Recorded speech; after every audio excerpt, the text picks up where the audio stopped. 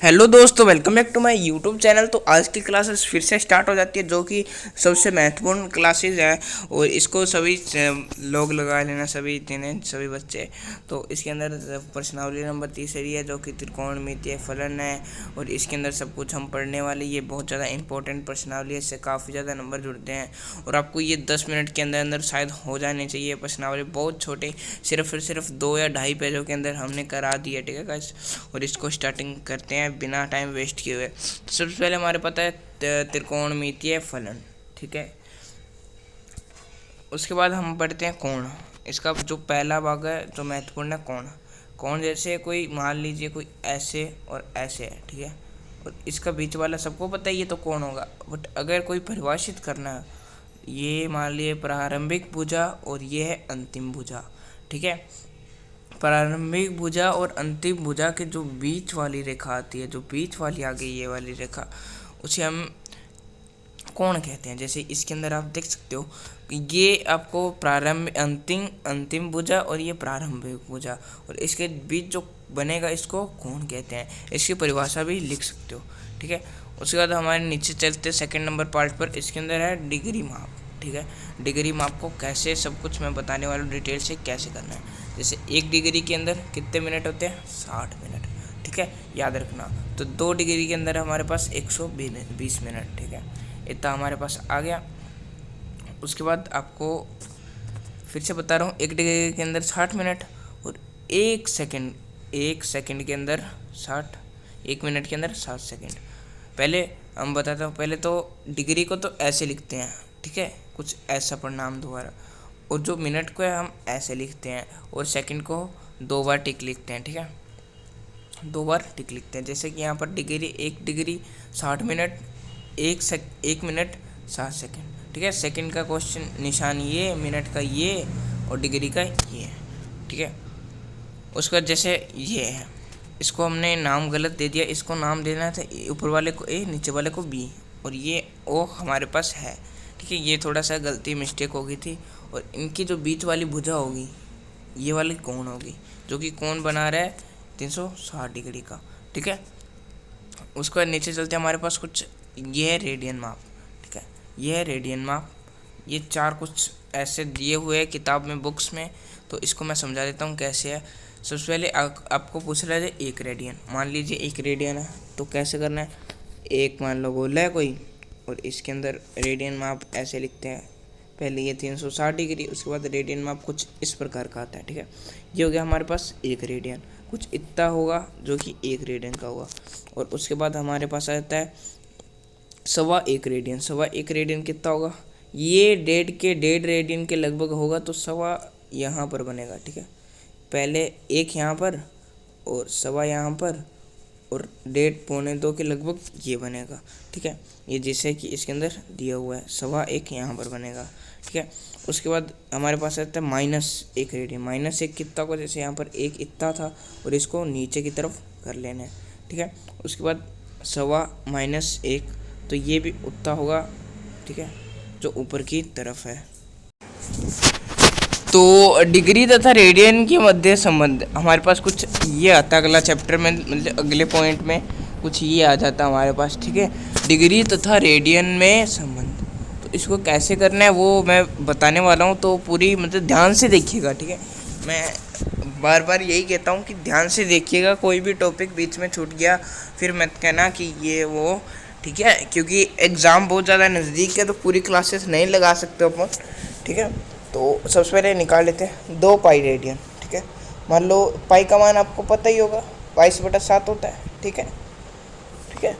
और 2 बटा, जैसे रुको 1 सेकेंड, हाँ मैं ये कह रहा था, जैसे 2 पाई का मान 22/7, ठीक है।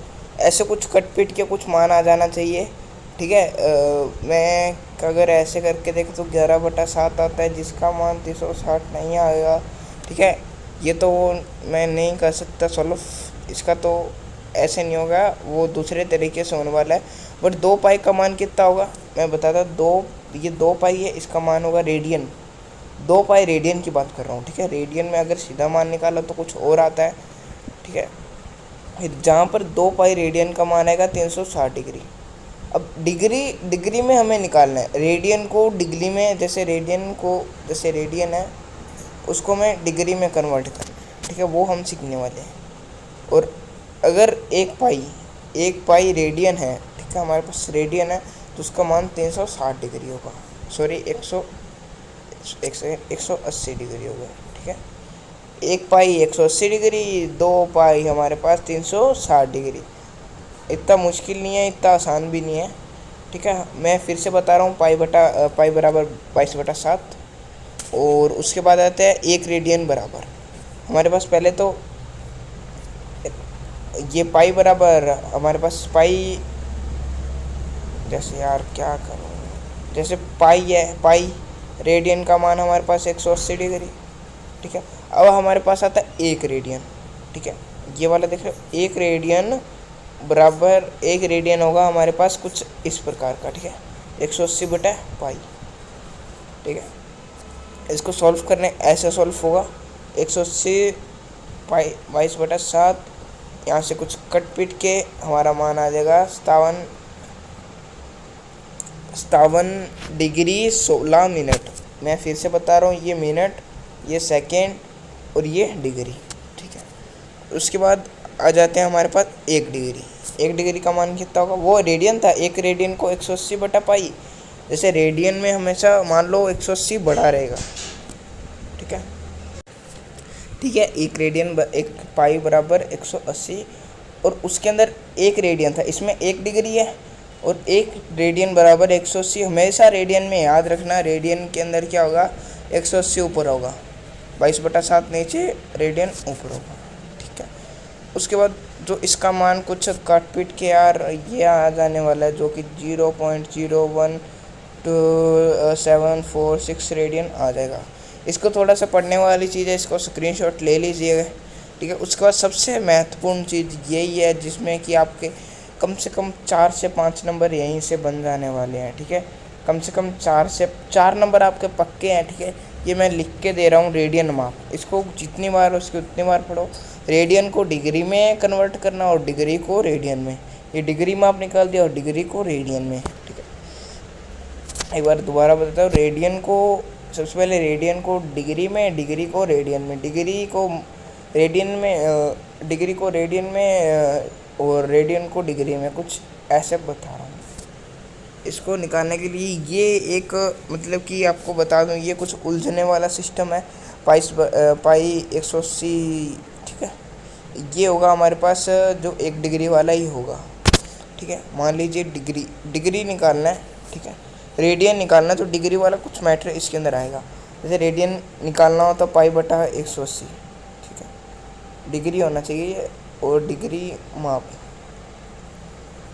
रेडियन निकालने के लिए जो हमारे पास मान लीजिए 10 डिग्री का माप निकालना है, रेडियन को मान लो 10 है, 10 रेडियन है, उसको डिग्री में कन्वर्ट करना है। तो डिग्री में कैसे निकालने हैं, सॉरी, जैसे कोई हमारे पास 10 डिग्री है, उसको रेडियन में कैसे कन्वर्ट करना है, पहले 22/180, ठीक है, गुना में हमारे पास जो डिग्री है 10 डिग्री दिया हुआ है उसको, और 10 का 180 के साथ 18 पाई बटा मतलब 22 बटा,